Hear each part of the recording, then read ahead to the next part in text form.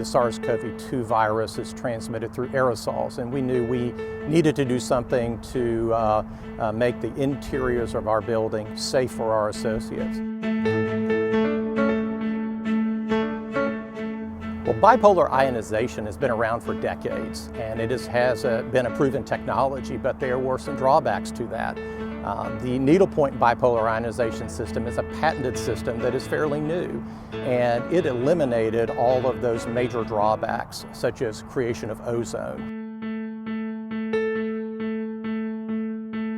In typical buildings, you have about 100 ions per cubic meter.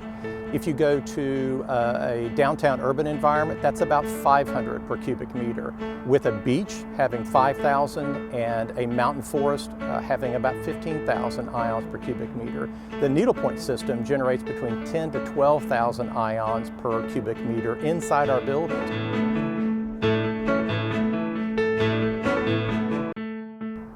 Needlepoint generates both positive and negative ions that are then distributed through the air into the buildings, and the negative ions actually will target particles and odors as well as reduce pathogens. And when they reduce pathogens, they envelop the viruses and the bacteria that they come into contact with and kill them.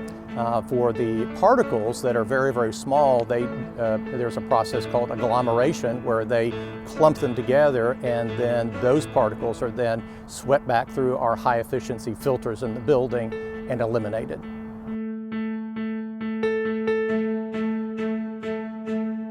The needlepoint bipolar ionization system was especially important now during the coronavirus pandemic, but also for the long term, because this system is here to stay, and we recognize that the safety and health of our associates and our visitors in our buildings is going to be important for years to come.